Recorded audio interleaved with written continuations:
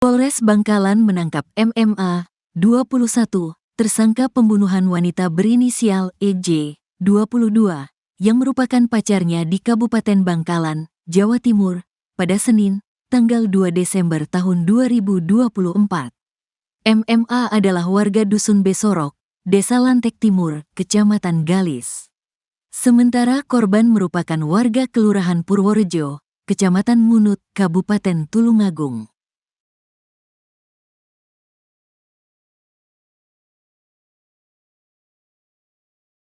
Penangkapan terhadap MMA itu dilakukan sekitar pukul 21.30 waktu Indonesia Barat atau 1,5 jam setelah jasad korban EJ ditemukan warga sekitar pukul 20 waktu Indonesia Barat.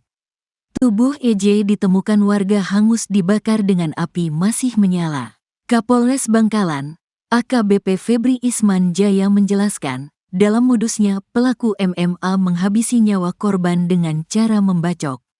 Bahkan melukai leher korban lalu membakar tubuhnya di bekas tempat pemotongan kayu di Desa Banjar, Kecamatan Galis. MMA mengaku sempat cekcok dengan EJ karena pacarnya tersebut tidak mau menggugurkan kandungannya. Tersangka sudah mencoba untuk meluruhkan kandungan korban dengan membawanya ke dukun pijat. Namun mereka terlibat pertikaian dalam perjalanan ke Tanah Merah.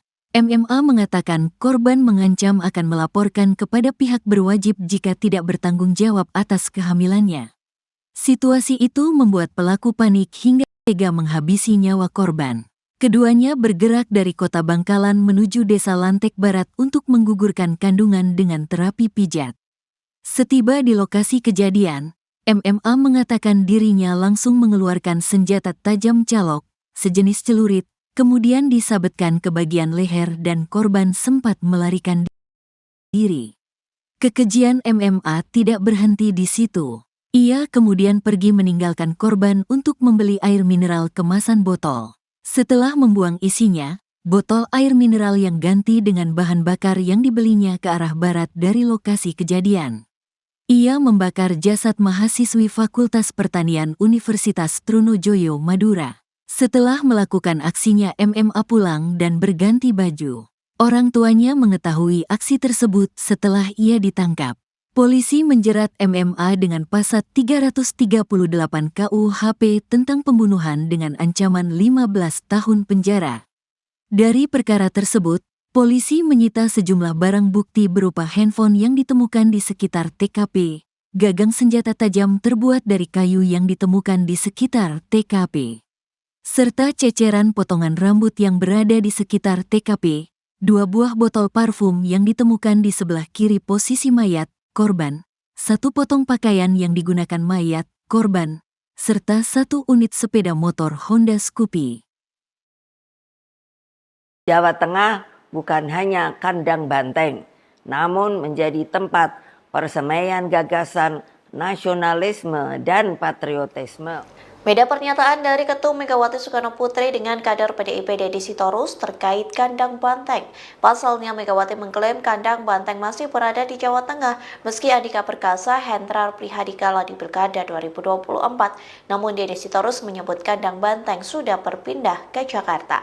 Pernyataan Megawati disampaikan dalam pidatonya yang diunggah di channel YouTube PDIP pada Rabu 27 November.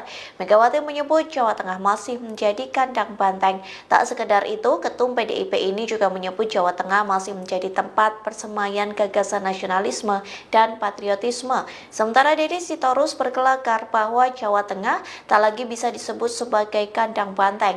Deddy Sitorus meminta wartawan menyebut Jawa Tengah sebagai kandang bansos dan partai coklat.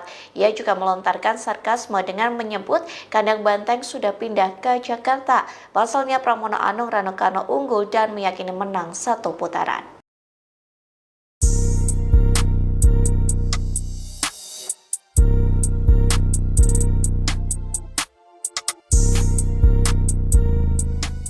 Anies Baswedan dan Ganjar Pranowo yang sempat menjadi rival di Pilpres 2024 kini bersama dalam satu panggung. Dalam kebersamaan itu, mereka memberikan pesan kepada Presiden Prabowo Subianto dan pemerintahannya. Dikutip dari tribunnews.com, Anies dan Ganjar menjadi pemateri dalam diskusi panel dengan tema menegakkan hukum dan keadilan. Adapun diskusi ini menjadi salah satu rangkaian peringatan Hari Ulang Tahun ke-38 dan Rapat Kerja Nasional Ikatan Advokat Indonesia atau IKADIN di Bali pada Jumat 29 November lalu. Dalam acara tersebut, Anies membahas perjalanan hukum lintas waktu yang mengambil contoh dari sejarah VOC, perusahaan multinasional pertama di dunia yang menerbitkan saham publik. Anies menyampaikan VOC menjadi contoh dari pihak yang tumbuh kuat karena pemerintahan dan hukum. Namun VOC juga tumbang karena menginstitusionalkan korupsi. Sementara Ganjar menyoroti bahaya korupsi, kolusi, dan nepotisme. Ia pun menyampaikan harapan untuk pemerintahan yang dipimpin Prabowo. Mantan Gubernur Jawa Tengah ini memberikan kesempatan terhadap pemerintahan yang baru. Ganjar pun akan melihat pekerjaan dan penggenapan janji dari Prabowo. Meski begitu, ia menyebut masih terlalu dini untuk mengevaluasi kinerja dari pemerintah. Pemirsa, Anda menyaksikan Breaking News bersama saya, Saradita. Polres Bangkalan menangkap MMA, tersangka pembunuhan wanita berinisial EC yang merupakan pacarnya di Kabupaten Bangkalan, Jawa Timur pada Senin 2 Desember 2024. MMA adalah warga dusun Besorok, Desa Lantek Timur, Kecamatan Kalis. Sementara korban merupakan warga Kelurahan Purworejo, Kecamatan Ngunut, Kabupaten Tulung Agung. Penangkapan terhadap MMA tersebut telah dilakukan pada Minggu malam pukul 21.30 atau 1,5 jam setelah jasad korban EC ditemukan oleh warga sekitar. Tubuh EC ditemukan warga dalam keadaan hangus dibakar dengan api masih menyala. Kapolres Bangkalan, AKBP Febri Ismanjaya menjelaskan dalam modusnya pelaku MMA menghabisi nyawa korban dengan cara membacok. Bahkan ia melukai leher korban lalu membakar tubuhnya di bekas tempat pemotong kayu di Desa Banjar, Kecamatan Galis. MMA mengaku sempat cekcok dengan EJ karena pacarnya tersebut tidak mau menggugurkan kandungannya. Tersangka sudah mencoba untuk meluruhkan kandungan korban dengan membawanya ke dukun pijat. Namun mereka terlibat pertikaian dalam perjalanan ke Tanah Merah. MMA mengatakan korban mengancam akan melaporkan kepada pihak berwajib jika ia tidak bertanggung jawab atas kehamilannya. Situasi tersebut membuat pelaku panik hingga tega menghabisi nyawa korban. Keduanya bergerak dari kota Bangkalan menuju Desa Lantek Barat untuk menggugurkan kandungan dengan terapi pijat. Setibanya di lokasi, MMA mengatakan dirinya langsung mengeluarkan senjata tajam berupa calok atau sejenis celurit, kemudian menyabetkan ke leher korban hingga korban pun sempat terkejut lalu melarikan diri. Kekejian MMA tidak berhenti di situ.